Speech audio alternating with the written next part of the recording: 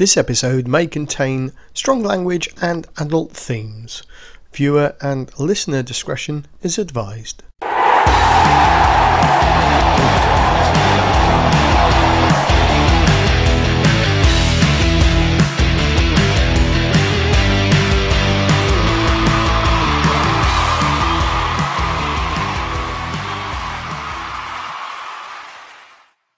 Toto, I have a feeling we're not in Kansas anymore.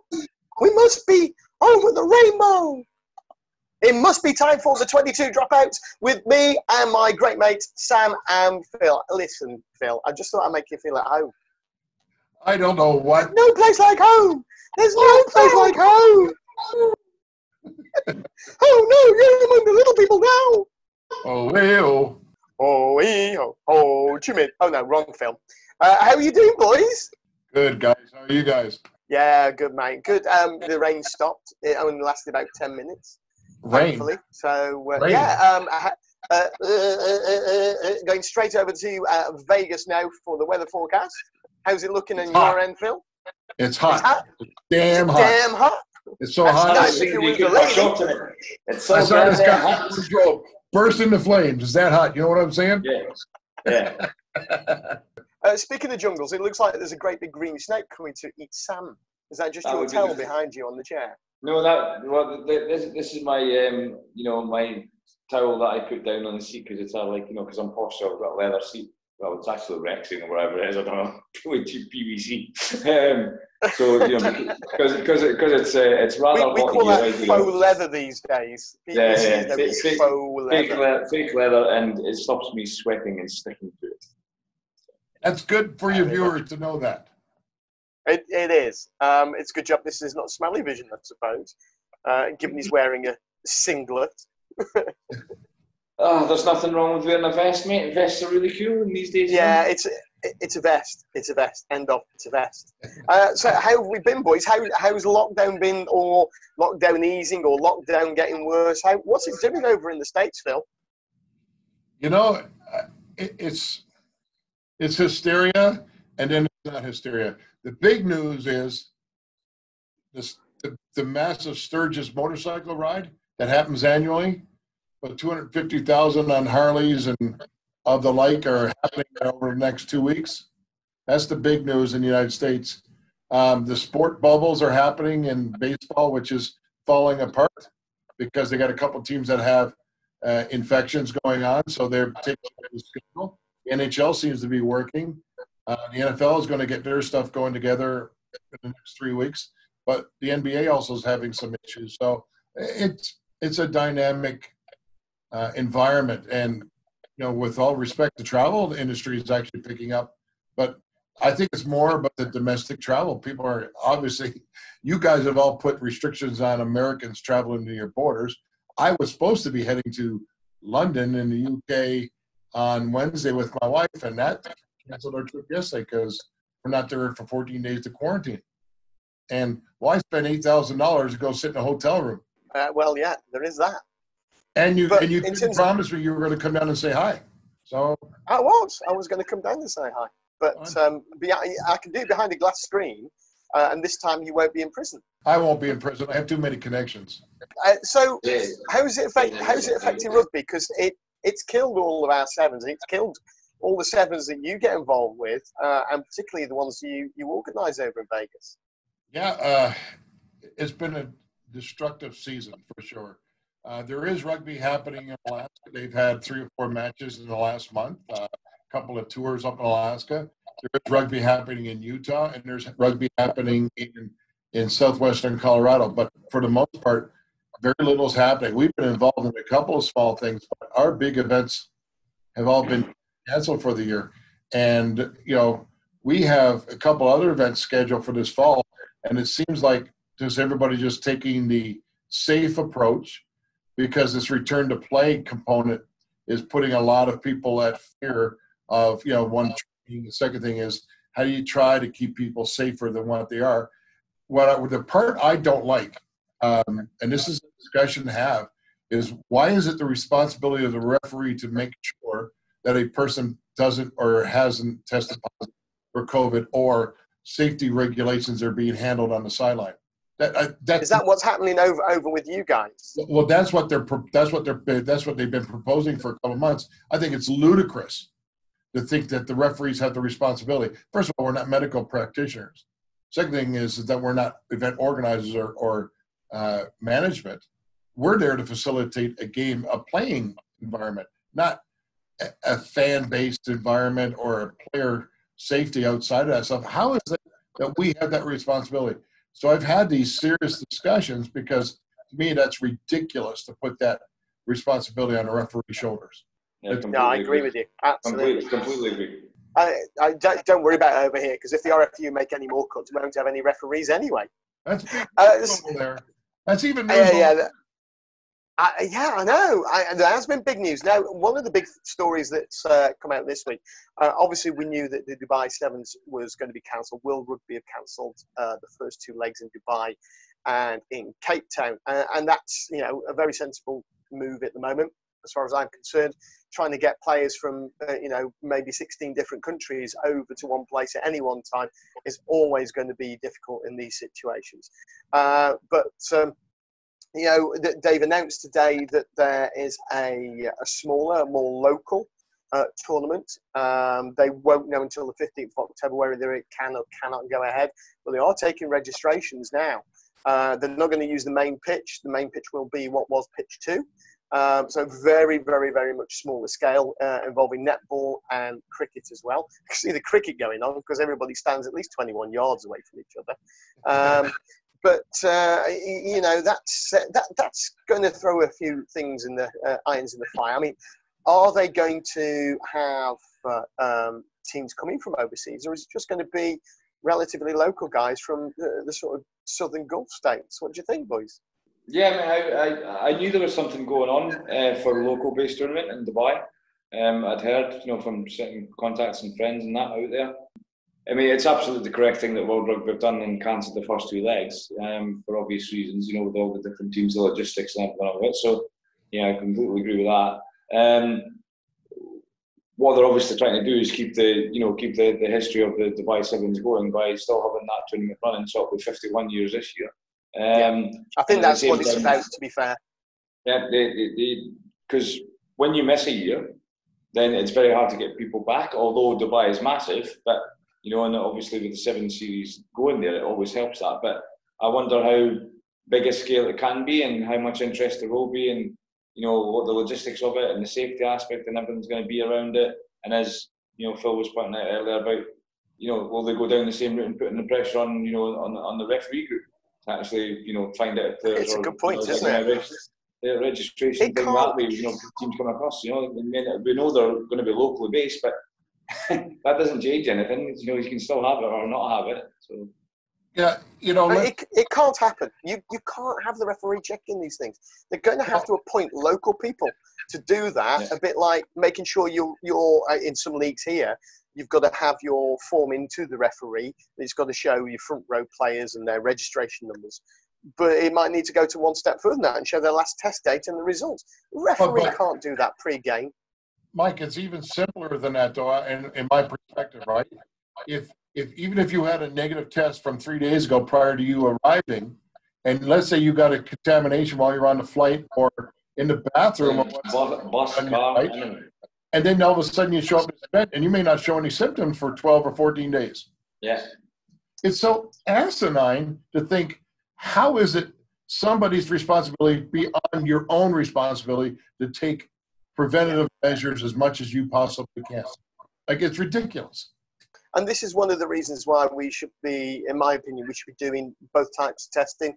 The antigen test, which is the swab, which shows up quite early, and then the antibody test, which shows up after sort of 6 to 7 days, and it also continues and shows whether you've had it in the past and built up some form of immunity, because you can potentially, in those professional bubbles, you can treat those players differently, perhaps, to the ones that have not had it at all. I think there's still a lot of research to be done around testing, and there's a lot that we're not yet doing. There's also the aspect to take into account as well as, I know obviously, Dubai is a dry country, i.e., there's no alcohol and stuff, but, they still have a third half where people get together. Do you know what I mean? And then that's a part of the rugby, and the fans will do that. So it's just asking Of course it for will. kind of, you know, you're putting yourself out there to that point where how do you handle that? Yeah, the press release mentioned the Heineken bar and the cocktail bar as well. So already, unless you're going to be very, very strict, that's already going to cause you a problem. And moreover, you know, if we go right to the top of the Gulf region and left a little bit, it's rife in Libya again at the moment, isn't it? Yeah. Mike, if I could just go back to Dubai for a second, Mike. If the HSBC and World Rugby look at canceling the Dubai Sevens because of the exact things that we're talking about and that they put in the forefront, how is it you're able to have an amateur event, the same time, same location, and consider it to be safe or whatever? I want the Dubai event to go on, right? But at the same time, you're going to have the same exact reasons why the professional side of things. So is one more valuable than the other, or is it a push play against it? I agree with Sam. It is about the continuation of a legacy and everything else. But in today's world, I think most people this year have realized, you know what, a break in action, while we don't want it, is actually probably the expectation. And with rare exceptions, will it happen, and just pick it up like next year? Like, you know, everybody will laugh about it. You'll have a COVID T-shirt. You know, you cross it out and say 51 and say, no, we're going to one. It will be 51 as an example. 51 didn't happen. Yeah. I mean, we've all been there with certain events. There's 2 points for me. Firstly, when you're talking about, you know, the series teams, you know, the international sides and that. So there's a bit of money obviously involved with that, with those teams and the international sides. So they can afford to create a bubble for the players and for the staff, and, you know, and have them test and things like that. They can afford to do that. However, you're talking now lower level competition, i.e. not as much funding, not as much funds available. Do you think they're going to be able to create and have that bubble? So there's a safety aspect to take into account there. I'll say this much. I wish them, I do genuinely, although we're talking about maybe being a bit critical, I do wish them the best, and I hope it does go ahead and be a success for them. You know, but obviously, you know, we've got to make sure that everything's good for them as well. So let's not forget the travel restrictions, because you may travel to Dubai and they may not have a 14-day restriction or quarantine, but you coming back to your country, you may have a 14-day quarantine requirement. Yeah. And like most people are not able to give up 14 days of work and life beyond what they've already done. I mean, just not able. No, and I think, to be honest, if it does go ahead, and fingers crossed it does, and it goes ahead safely more than anything else, and by the middle of October, when they make their decision, and it comes down to a government decision, if they say at the middle of October, yes, this can go ahead, and it does go ahead even after that, and it goes ahead safely, then happy days for everybody. And it's a brilliant achievement for everybody over there. But if it doesn't go ahead, then I think it's still a brilliant achievement that they've not given up. They've not given up in hope. They've not given up on their effort. They're working hard to provide something and to try and keep the spirit of the tournament going, the game going, and all those sort of things. For me, it's hats off to Tom and his team over there as well for trying this hard. And that's the same thing that we're trying to do here with our Salute to Service rugby event in Las Vegas in October. We haven't made the announcement of canceling it yet because we still have this hope, but we have about 2 weeks to make the decision of go, no go, which obviously supports our frontline and military people and that kind of thing. That what I hope out of all of this, if things don't go, let's say in Dubai or anywhere else, that the rugby community rallies behind, and next year you have an increase of 25% of attendance. That's what I hope, to help make up. Like, I know of events here, and Mike and, you know, the Rugby Sevens group and everything else, the Rep Sevens group, we're supposed to be a part of several of these big events. But these events were used to raise funding for youth to attend, as an example, the Dubai Sevens this year, and they're not going to have that revenue stream.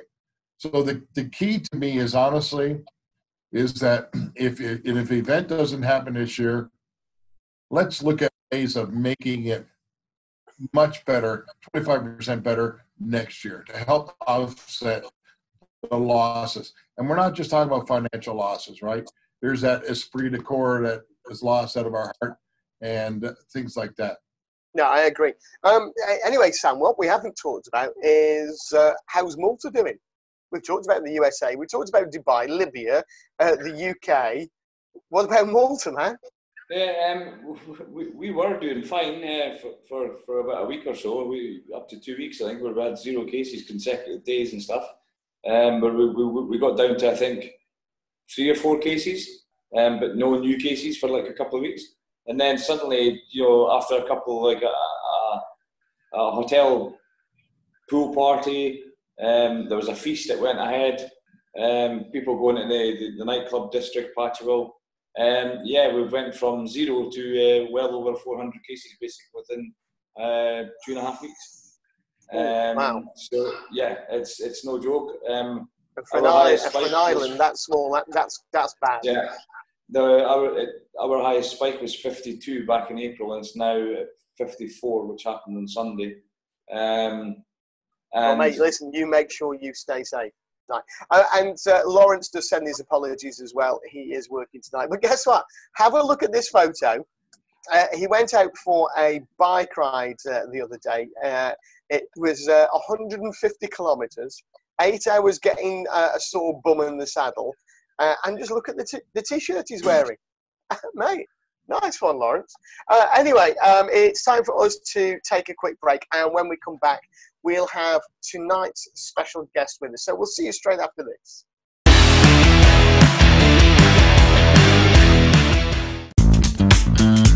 When you need clear and concise match official communication systems, look no further than the brand new AXIWE AT350. Radios are always useful, they always help us, especially AXIWEs, where all 3 of us can be open at any time, we can have open communication. Available now from refcomsglobal.net. Investing profits into match official development worldwide.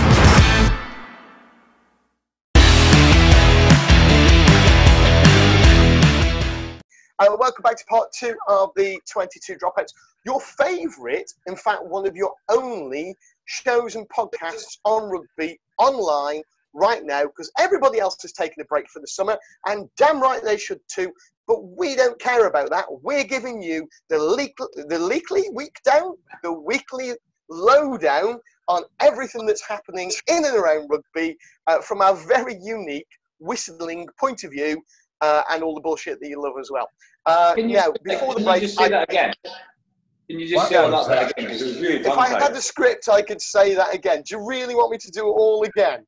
Yeah, I think you should, because you completely balled it up. You bumbled it. You bumbled it. Shut up. Take 2. Oh my God, Clark Kent just came on the scene.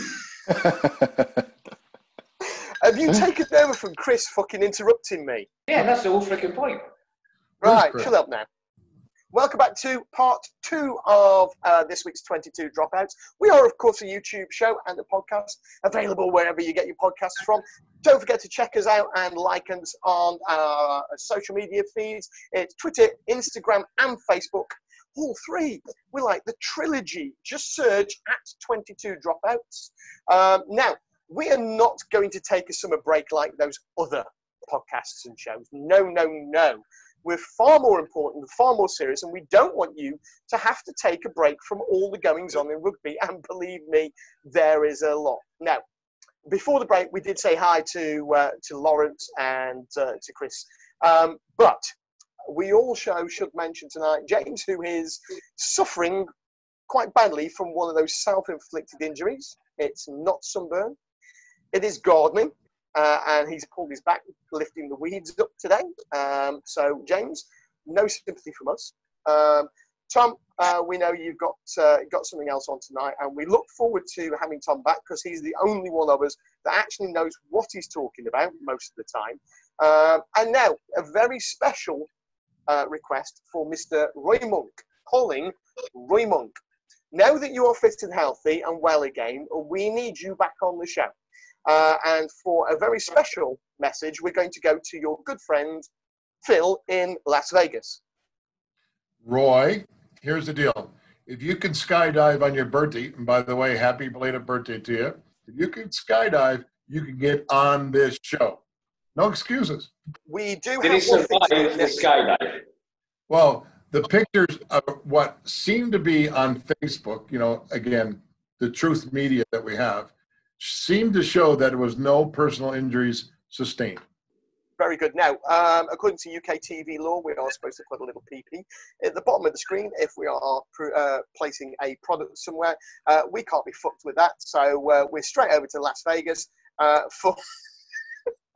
And if you do not know that this is a subtle product placement, then you can write to Stephen Williams, the CEO of Pepsi Cola, North America. Stephen, when are you coming on the show to tell us all about your great product that we're not really publicising at all and that Phil is not drinking and waving in front of the camera? Not at all.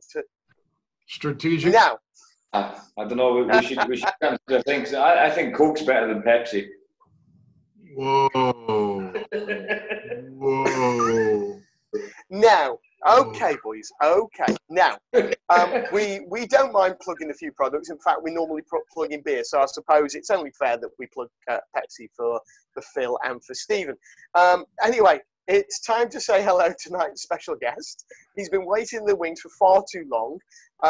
He was waiting in the wings at Yorkshire Carnegie and then at Rotherham Titans before he finally joined London Wasps in 2015 and made 32 first-team appearances. It is the one, the only, Mr. Alex Rieder. Hooray! How you doing, That was mate? about the reception. That was about the reception I used to get the Rico as well. Just my mum cheering. Right, never beat. How's things? Yeah, not too bad really. I could imagine it's just the same as everyone really. I thought retiring would be a lot of fun. I'd be able to go travel the world and enjoy it. But actually, all I've done is sit at home on my arse on the sofa watching TV the whole time. It's not quite been what I'd expect it to be. But I suppose that's everyone. Now, I was going to sort of lead gently into this and talk about your illustrious career and the tries. Look at this picture of a try. Wow, he even got time to smile to the camera when he scored that one.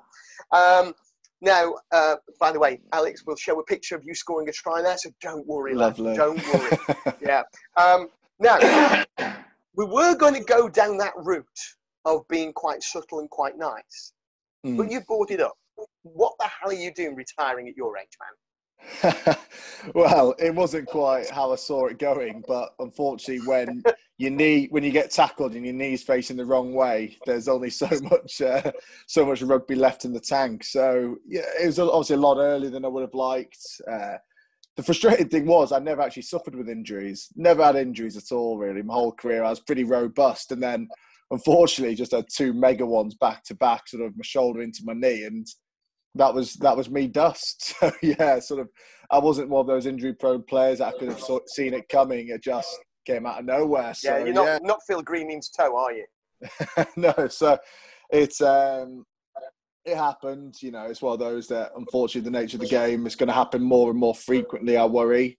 You know, people are just absolutely massive now. Contacts and impacts are just huge. I was looking at one stat. I swear it was like early 2000s, sort of a big player was looked at as about 110 kilograms. Well, quite frankly, if you're a forward and you're less than 110, you're classed as small. Yeah, I tell you what, if you look at Alex now, and anybody who's over the age of about 35, 38 years old, we remember back in the day, there was a character called Max Headroom. And if I can really stitch Alex's head the way he's appearing with a bit of a flaky background, look just like Max Headroom. Alex, can you go like that for me? See, I don't even know See, what that is. he could have been there. He could be Max Headroom. Those of you who don't know, have a look. Way before my time. You know, you say you didn't suffer from injuries, and you went through Carnegie and Rotherham. Well, you just kept lighting the fire, didn't you? It just got better and better and better, and that's why Wasps took you on. But that sort of 18 months, that was horrible for you at the end, wasn't it? Yeah, so, you know, I'd worked hard to move up through the ranks. Obviously, Leeds, Carnegie at the time, now Yorkshire, It was a really good setup, to be fair. Obviously, Premiership setup, we shared it with Rhino. So the facilities, gym, everything was pretty mega. So it's, you know, it's pretty similar sort of training facilities to Wasp. So, and you're starting off your career, so things are quite good. Obviously, going to Rotherham was, you know, to play more rugby and things like that. And I absolutely loved every minute of that. But undoubtedly, it was a much grittier environment. You know, it's the facilities. You know, you had to share a gym with the public. Obviously, they just didn't have the same resources as Leeds. So, you know, things were a lot more down to earth. And, you know, as I said, you started off playing professional rugby. You're at this quite big club. But then obviously going to Rotherham was a bit of a shock. And truthfully, I didn't know if I was going to get picked up in the end because I was playing well. I was in man of the matches all the time. I was in all these dream teams and things like that. So for me, there was nothing more I could have been doing. And I got it for year after year after year, but yet nothing was happening. So it got to my third year at Rod, and I said to my friends and family, look, this will be the last year I play rugby. You know, I was like, I'm finishing uni. It's just not worth it, to be honest, financially. So I was going to, you know, give it up really. But then Wasp came along. We're like, look, you know, we'd love you to take a chance, you know, we'll take a chance on you. So I was like, that's all I wanted. And yeah. There's an ABBA song in there somewhere, isn't there? Yeah, money. If only we got copyright to play that now. But yeah, going to Wasp was absolutely like a dream come true. Playing with George Smith, Hask, you know, all these amazing, and then obviously Sips in my later years, things like that. All these huge stars that, you know, and then playing against all these celebs and things like that.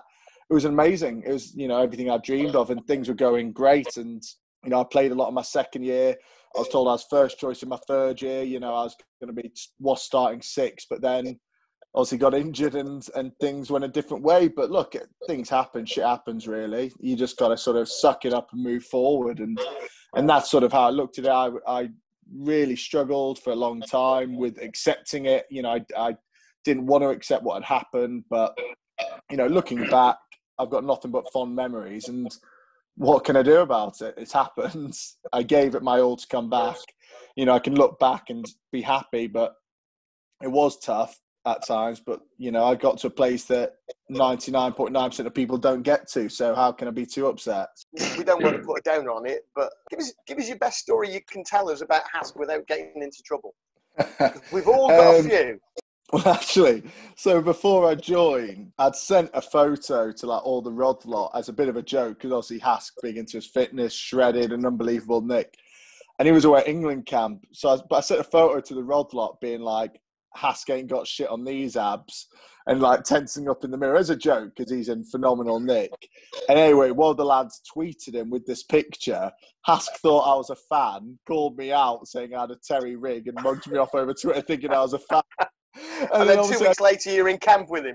Well, yeah, I got added to the WhatsApp group, and obviously then it got put in all Hask tweets to me and all this thing and stuff. So all these people I'd never met, and I was just thinking, I'm some scumbag coming up from the championship, and I just mugged the club captain off. And I was just like, the heart palpitations before I turned up in my head. I was just like, they're going to hate me. I just wanted to come in with a low profile because at Rod, I was always quite a large personality, and you know, I'm always quite loud and you know, and stuff like that. And it didn't take long to do it at Wasp, but initially I wanted to start off a bit slow. I didn't want to come up and be a bit too brash, but unfortunately, it didn't last long. And so, start as you mean to go on, fella. But so we patched things up and we got on well. Tell us what you've been doing since your enforced retirement then. So retired December, and one thing I didn't realise in the real world is that all the pretty much December is just Christmas parties and going out drinking. Literally no one bloody works. So that was a bit frustrating because I just wanted to go into a new career and move on, but there was no jobs on offer there. No one was really hiring. Then I was looking in January, February, meeting a lot of people up and down the country, finding a job that I'd fit well in. You know, because you get quite a lot of transferable skills in sport. You know, you've got good communication, all these things. So I thought, you know, a lot of people wanted to talk, but unfortunately, COVID had other plans. And before you know it, I got quite far with quite a lot of interviews, which, you know, I'm in the final stages, and you know, pretty much potential job offers once the freeze lifts. But unfortunately, it's proven a bit slower than I would have liked, and obviously people are a bit tentative to go back. Hey ho. So yeah, my time's basically been spent watching TV series, or actually, Netflix. I actually took up reading, which was crazy because I never used to read much. I did my university degree and everything like that, which was a load of reading, but I never used to read casually. And now I'm bloody reading The Hobbit and Lord of the Rings and everything like that. Which, if you told me I would have done that last year, I would have said, "What? That can't be." I'm not much of a reader either, mate, and I started doing that a while back. It took me 8 years to get through The Lord of the Rings. Yeah, well, that's 8 years. not quite. Yeah, It took you 7 years to get off to page 1. Well, you could have eliminated the 10,000 ox that died, and you would have got through 5 pages and written the whole story. Yeah. I think, to be fair, Alex, you've got like a secret identity though with those Clark Kent glasses on. You sure you're not playing, hiding away in Moonlight in a suit or something? Well, actually, my missus, so my glasses broke during lockdown. So they're basically a monocle, and I used to have to read holding them up to my face. So she made me, as soon as they created Specsavers, having to get these new glasses. So now I can finally see again. Yeah, because before we were doing all those Zoom quizzes, which I'm sure everyone was doing. Literally, that became a staple. We're too busy making shit podcasts. Well, at one point, I thought I was going to go on either Pointless or Eggheads. I was doing that many bloody quizzes. And I was having to tape my glasses to my head, so it just was. Yeah. Now, that's something, isn't it? Alex Rieder and James Haskell on a quiz show.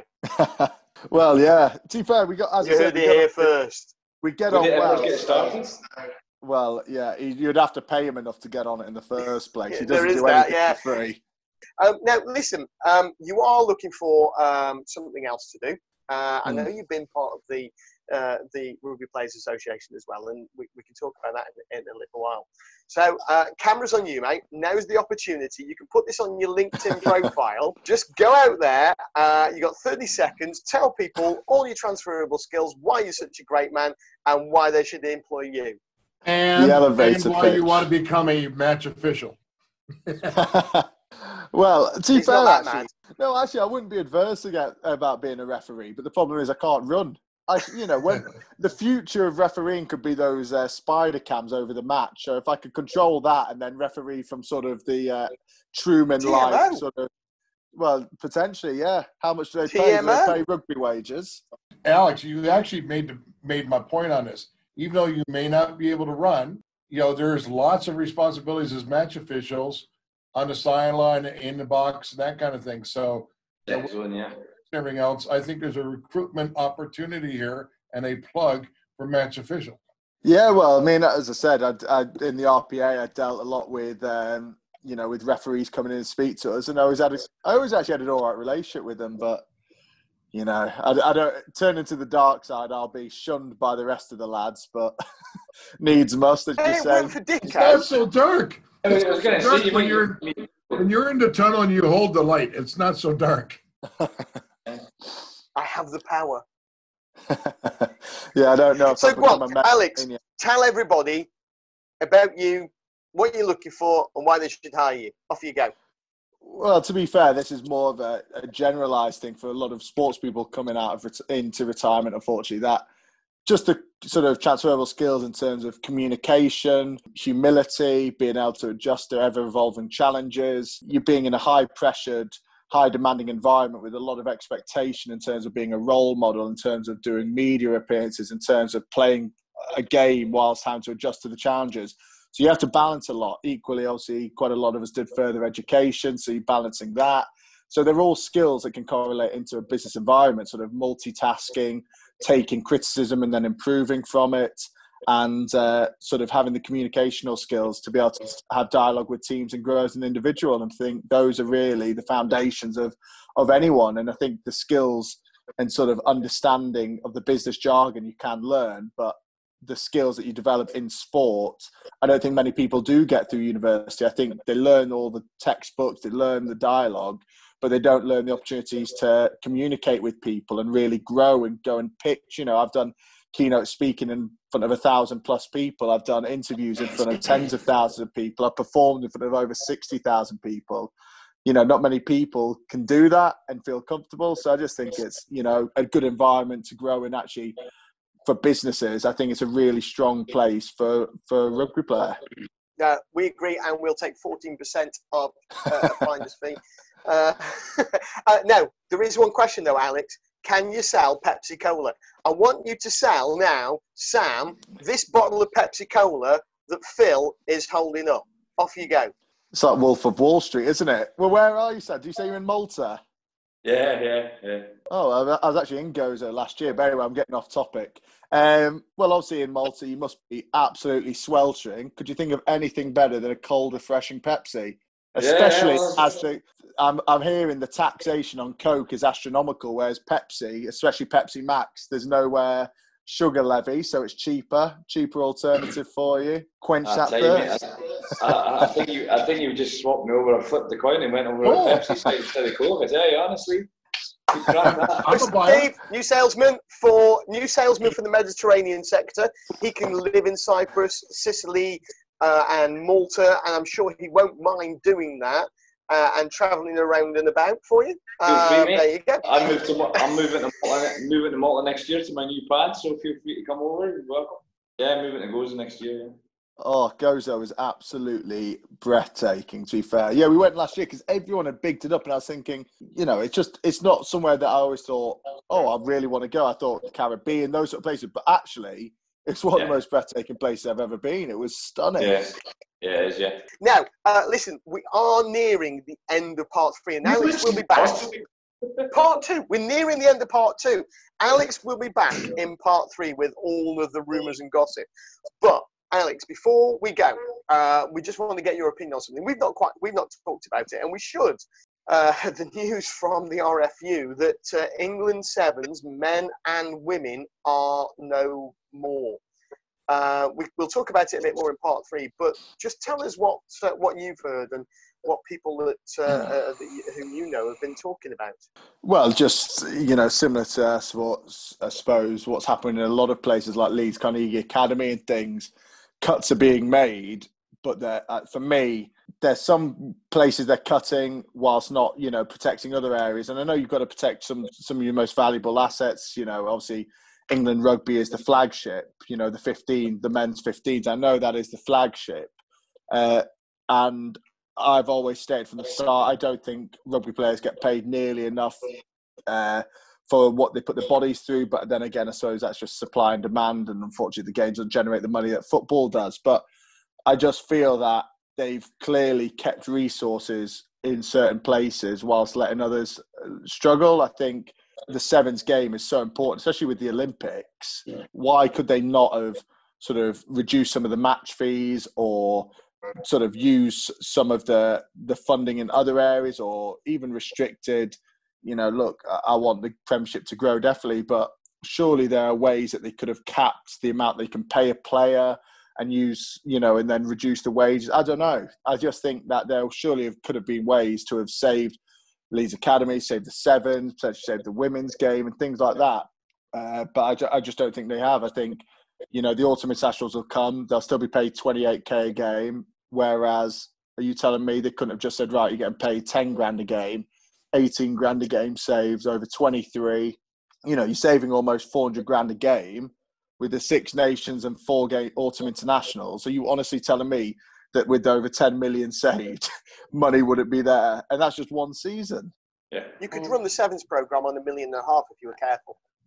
Easily. Well, it's just... and look, as I said, I hate the mentality of taking from the top to feed the bottom. Like, I always think, grow people up. Don't let people at the top flourish and try and bring everyone else with you. I hate the idea that you take from the wealthy, take all those things. That's never been my mentality. I've always been, let's grow people, let's get everyone else up to that level. But unfortunately, when there isn't any money to come from, then unfortunately that's all you can do. And that's why I think that is unfortunately the only way you can do it. And it's a bitter pill to swallow for a lot of people, because, as I said, people are going to lose out money one way or another. But I just think surely people can be a bit philanthropic or a bit sort of generous with their money for others.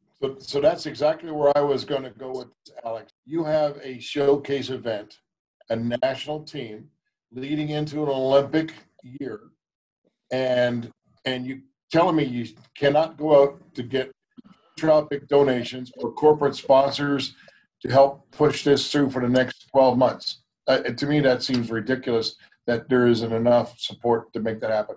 Oh, sorry, I was just quickly going to say, and the problem is, though, why would anyone go into it? Now they know that if they go into it, well, they could get cut in the future. If there's ever an economic crisis, they're the first ones that are going to go.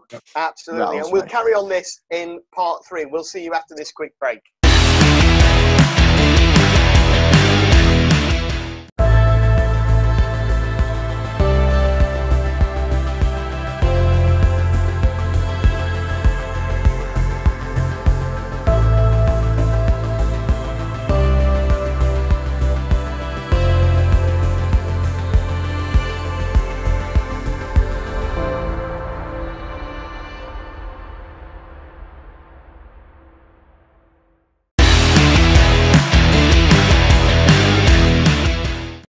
Obviously know how people are feeling based on pay cuts and everything.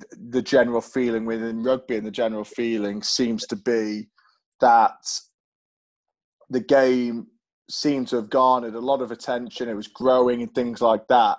So how has it got to a point where it's so financially vulnerable and there's so much financial uncertainty to the point that there's talk of cuts? I think it's because they're trying to get Sport England to fund them. And in fact, we've worked out a way that we can reduce, give everybody 25k a year, which keeps them in their job, keeps them doing what they want, give them extra appearance fees and this, that, and the other. And we can do it with what did we work out? About 1.3 mil, wasn't it? Including all of the travel for a whole season. That's not a lot to somebody like the RFU. No, not at all. I just think, I'm hoping. I've always said the biggest problem that rugby had was that it was growing, but then unfortunately there's still a few dinosaurs within the game that sort of stifle the personalities, and people want to. Yeah, they call accountants. Rugby's interesting because it's almost gladiatorial, and what people love is stuff like NFL and a lot of American sports is the big personalities, and and with the Americanized version of it, having lived in Philadelphia for a bit and experienced all that, you see how even at college level, high school level, any level, they get such big crowds. And I know it's also a much bigger country and things like that, but the way they get fans involved and things like that, rugby has a real opportunity to do that. They have the big sort of tailgate before games, very Americanized. You get the drinking and the barbecues and things like that, and that's a great way to sort of get fans in, generate money because people are using the bar, people are going in early. But what they need to keep doing is building personalities within the game to get fans engaged in the first place. And then with that, they need to just have that real big bond between the players and fans. Fans love that sort of emotional attachment you get to the sport and the players and things like that. And fans love rugby for what it brings. But the problem within the game of rugby is that big personalities and things aren't really accepted by some people and they get stifled, or commentators have, comments and things like that. I just think the game needs to grow and just become a bit more exciting in terms of people being like, almost like a Tyson Fury sort of thing, even if they're contentious. It's interesting. Sips was fantastic for Wasps because he brought in a load of armchair fans and stuff like that. He brought in so much attention because of a lot of the publicity outside of the game. And rugby needs to shed its ego that, we're the gentleman's game. We can't look at, like this. No, let personalities grow. Let people go watch them. And for me, it's like, let a bit of fighting happen. Let things grow. Let the game become, a bit crazy, because that's what fans want to go watch. Fans don't want to go watch 30 scrums and a real sort of, one of those old adages of, it's for the faithfuls. That's never going to grow the game. The game needs to have interest. And how do you get interest? You get fans involved by connecting with players through personalities, and then also through growing the game through just keeping it exciting and sort of combative. All this stuff. Well, you look at British TV. Do we watch David Attenborough where the lion is stalking its prey and it sneaks up on it and then it kills it? Or do we watch One Man and His Dog on BBC Two on a Sunday night? Exactly. And that's the thing, isn't it? It's that combat, it's the tension. Now, do you want to say all that stuff when we start the show again? Were we not recording then? Thanks, Alex. Welcome back to part 3 of the 22 dropouts. Now, before we ask Alex what his thoughts are about rugby and engaging a new audience, we do want to just let you know about the wonderful Genius Lager. Have you had any yet, Sam? Bugger off, Mike. Genius Lager from Genius Brewing. It's only 7 calories. It is one UK unit of alcohol. Very, very good as well. And not only that, it's made in Scotland. It's available from flavourly.com.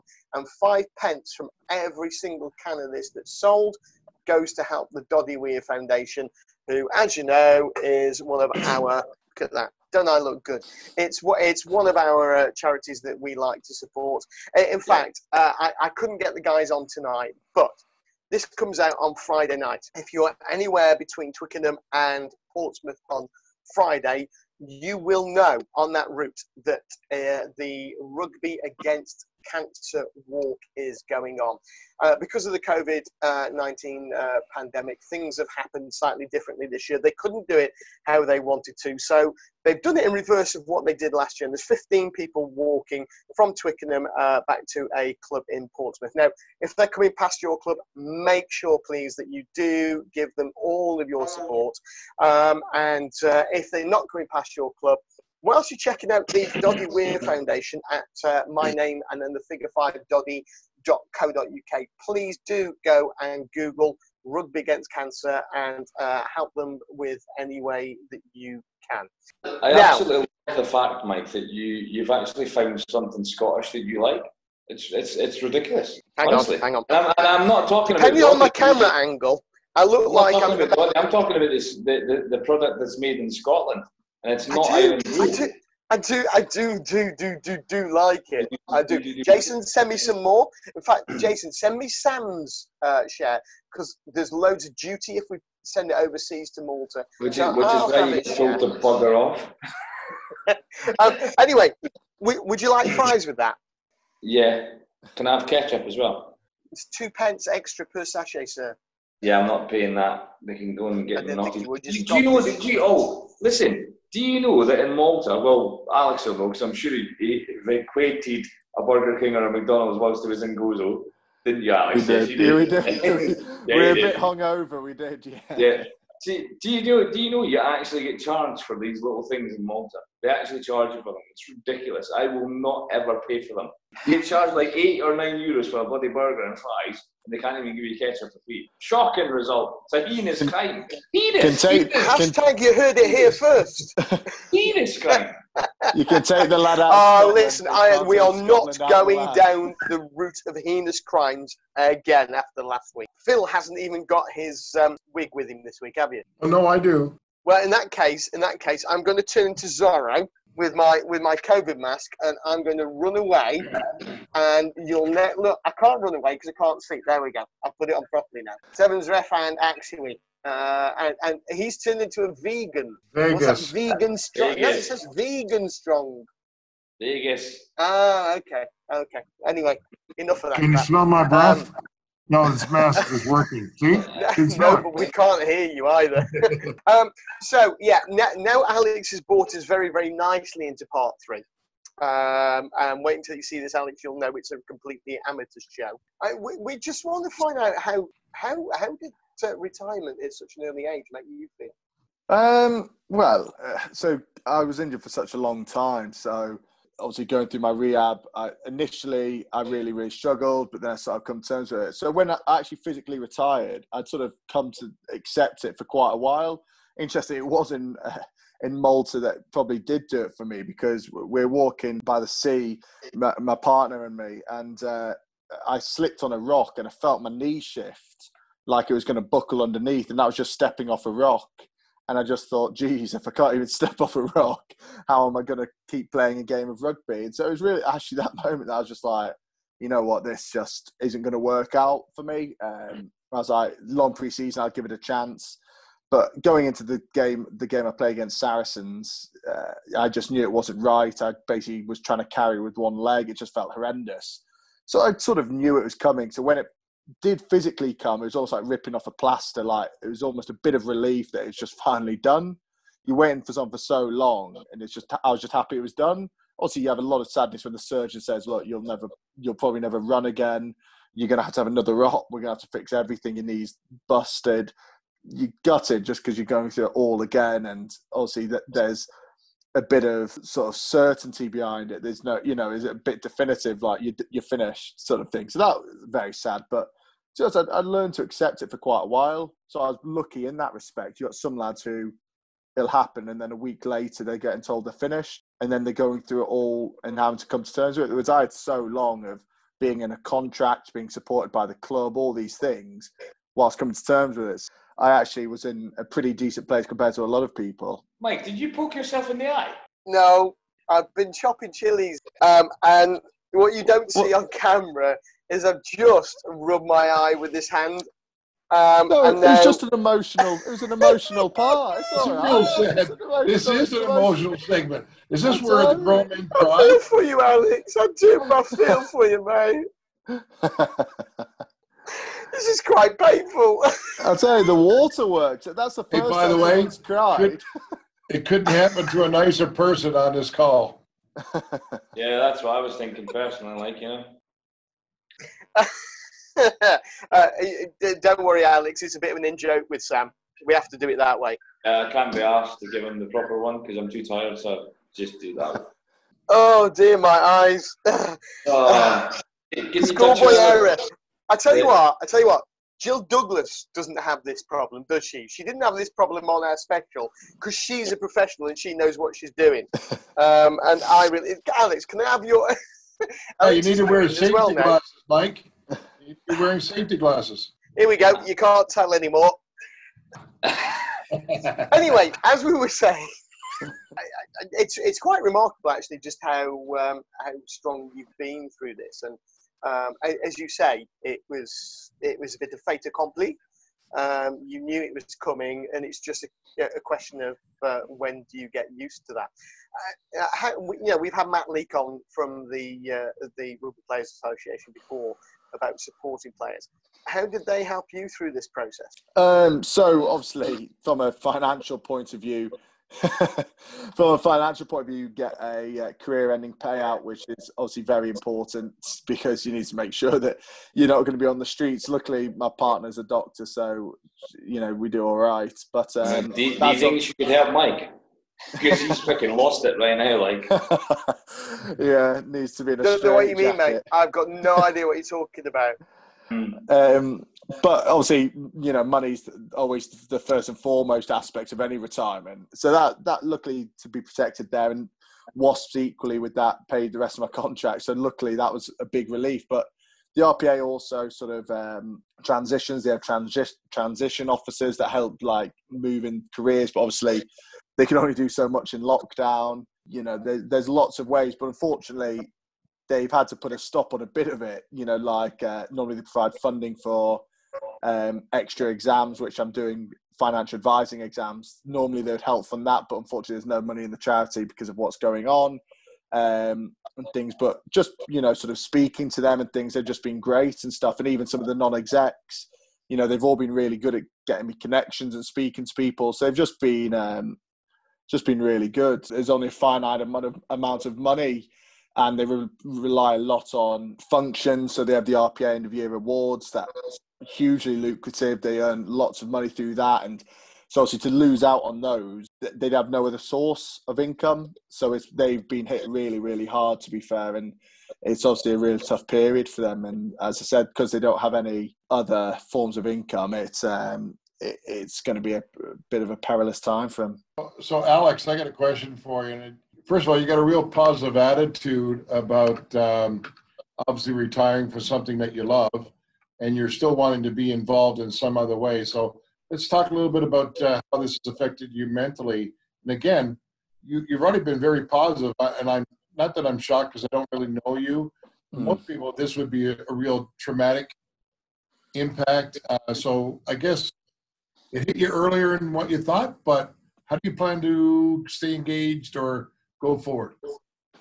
So to touch on some of the mental stuff, You know, I went through really tough periods where I let myself down upon a load of weight. I really struggled. The club clamped down on me a little bit, you know, and stuff, basically giving me a kick at the arse because I did really struggle at times.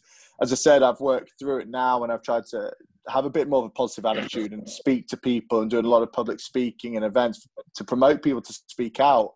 But, you know, even during lockdown, even as recently as a couple of months ago, I got myself into a bit of a rut. I basically lost all routine and you know, basically just became a bit of a slob. And so my missus came down hard on me. My family's come down hard on me just because I got in a bad place. So I'm not immune to my ups and downs. I just try to accept that there are some things that are out of my control and there are some things that are in my control. And all I can do is that when I'm in a bad place, I try and speak about it, or I just try to put it into perspective and ride that wave, because you're going to have bad days no matter who you are. You could be you could be anyone. You could be Cristiano Ronaldo and you're still going to have some bad days, aren't you? It's just about putting things into perspective and knowing that it's not always going to be down.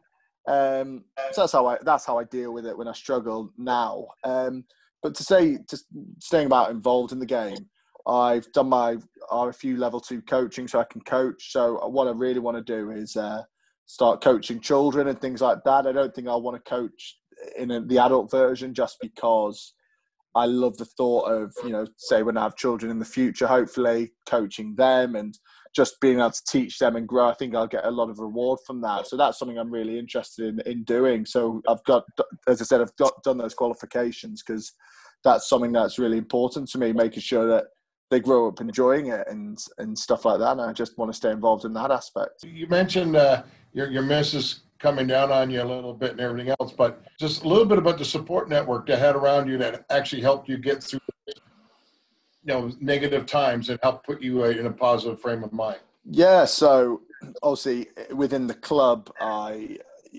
good and bad, had some pretty good lads injured with me, which is dreadful, you know, because you don't want anyone to be injured, but equally that's the game of rugby, so people are going to have injuries. So throughout my shoulder and stuff, to be fair, I had Sips and Carl Eastman and lads like that who I got on really, really well with. And, you know, you just have a bit of banter. And these are lads actually that you probably wouldn't spend a huge, you know, that I spent time with, obviously, and we'd have socials and go for drinks and meals, stuff that is, you spend more time with. So it was nice to really get to know other people.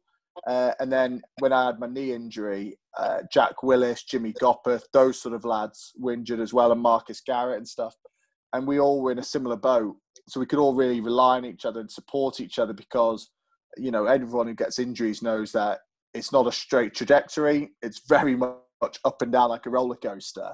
So when you're having your down days, you'd have your mates around you to sort of help you through it and things like that. And outside of rugby, obviously I had my fiance, I had my parents and friends outside of that. So, you know, I've been very blessed to have a lot of people that care a lot about me. And I know I can be an absolute bastard at times, and I can be a nightmare to live with. And God, I can be a stubborn cow and all these things. I can be a horrendous person to live with. But luckily, they, you know, cared a lot about me, and they accepted that it's not going to be an easy road for them either, that they're going to have to sort of help me through. You know, I was on crutches probably throughout this injury for over 4 or 5 months in total. And I don't know if you've ever been on crutches, but you can't even carry a plate. You can't carry a glass of water. I was staying around at, you know, Thomas Young's and Cruzy's houses, Cruzy at the time had a baby. And so they're looking after a baby grown into a toddler whilst looking after another baby and me and stuff like that. And then, you know, so no difference then, mate. That's just it's almost like 3 babies in one man rather than 3 men with a baby, isn't it? I asked them to change my nappy, but they wouldn't do that. But they just hashtag you heard it here first. Following up on what Phil was saying, and I absolutely agree with him as well, is that, you know, you've managed to either have by accident or by, you know, how it's happened, a really good backup mechanism.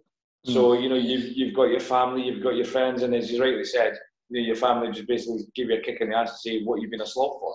But, you know, there's also the emotional side of things where, you know, I'm sure they were loving and caring as well, you know. And then you've got, you know, the guys that you're saying that you're, you know, injured with and alongside. So, and it's good to have that network of people around you and being able to do that. So, you know, it's amazing that you've had that. And that's what everybody, that go through those sort of things needs. Well, that's no question. It's about, yeah, at times tough love. At the end of the day, and for me, I've been a big believer that you need adversity in your life in order to grow as an individual. You need to deal with a bit of shit in order to know how strong you are and to really succeed. You can't just be mollycoddled the whole time. You need a bit of stuff like that. So sometimes having a bit of, a kick up the arse can really spur you on. Equally, as you said, sometimes you just need an arm around your shoulder.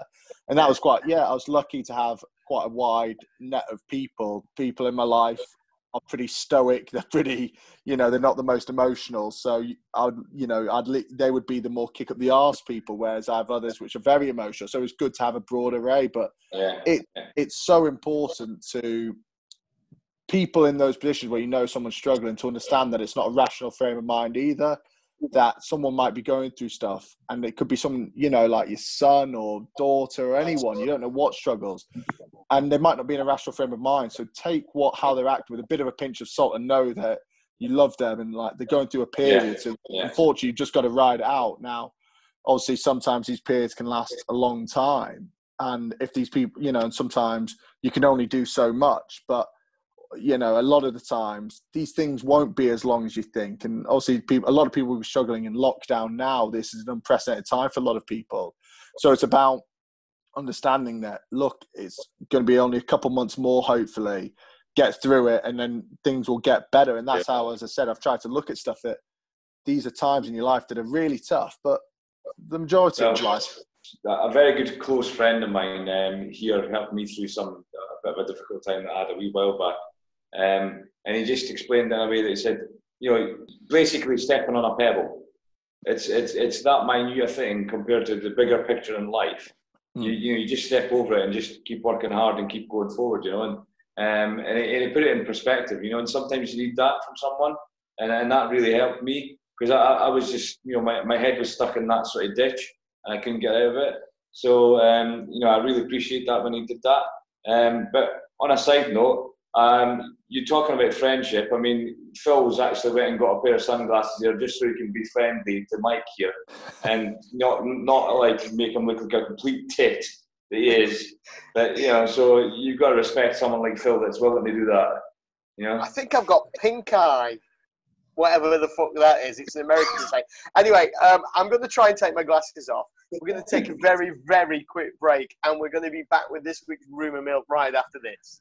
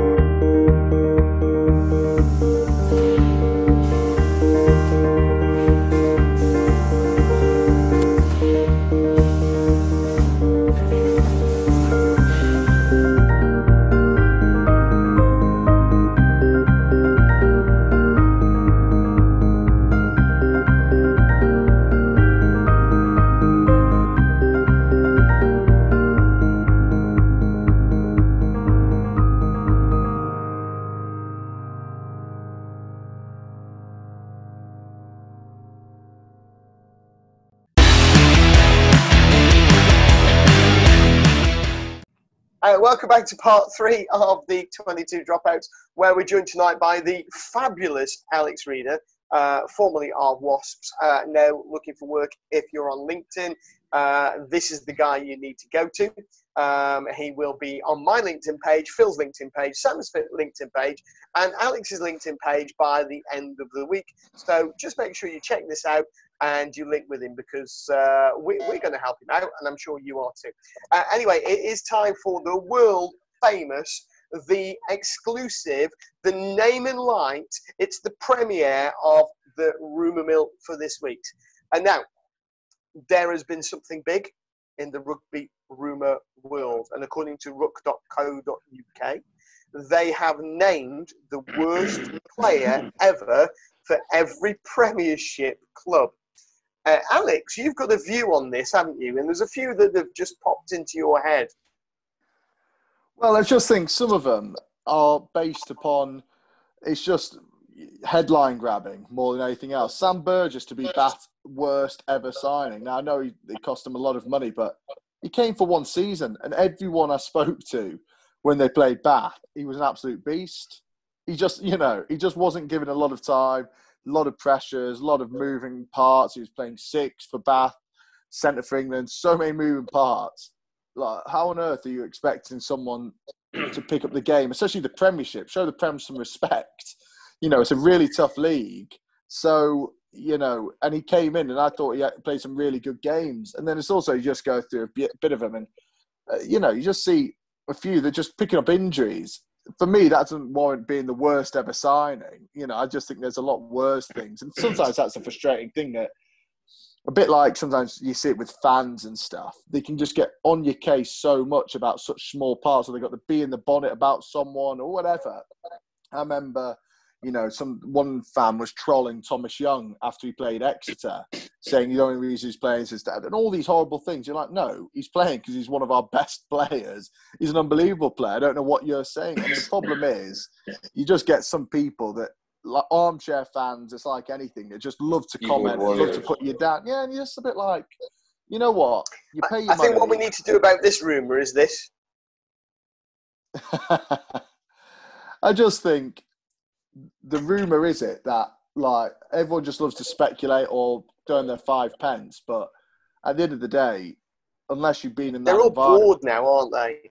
Well, it's just a lot of it. It's just, I remember seeing some headlines about Luther Burrell with England. So it's just a bit like, what is the point? What is the point? Like, honestly, you just see all this shit. And I just think people love negative headlines. People love, Prem's worst signings. What is the point? They've got nothing else to talk about. Well, that's the problem. No, I tell you what, something that came up probably last week was that Augustine Creevy was going to join Irish. Have we heard any more on that? Because I thought he was going to sign in France, and then people said he was going to sign for Irish. What's the latest on that one? How the hell did London Irish have so much money to be signing these people? Now, there's a rumour. Do explain, Alex. Well, you'll see, like, they also signed the Aussie second row, Sean O'Brien, all these players. You're just like, where's all their money coming from? Like, I've played, at London Irish and stuff like that. I just want to know how much money are they suddenly generating? Well, people often say the same about Bristol at the moment, and even now about Sale. But, Creevy has been involved with French rugby now for a few seasons. He's been at Biarritz and Montpellier, I think. So either he just has earned enough money and he just wants to have a swan song, whereas our players, English players, tend to want the swan song with the money over in France.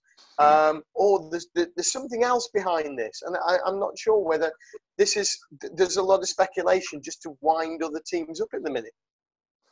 Well, I know French rugby, with all the glitz and glamour, can be a bit of a gritty environment. Sort of the medical care and sort of how you get treated as a player doesn't correlate to the money you're getting paid. They treat them, of long bus rides. It's sort of the infrastructure and all that investment doesn't correlate to the huge sums of money they pay the player. Sort of, it's you hear about players, sort of meeting times are arbitrary. So you say 9 p.m. meeting, you've got people turn up at 9:30, some turn up at 10 to 9, and that's the problem, that in the Prem, it's very structured, it's very steady, whereas typical French mentality is just so relaxed. And when you're a player going in, as you said, for your swan song, you're never going to be as professional as you were before. So it's just, it'd be interesting to see if that comes true, but I don't know why you'd want to come for a gritty night at Tigers away on a on a wet and cold Sunday, or you could play in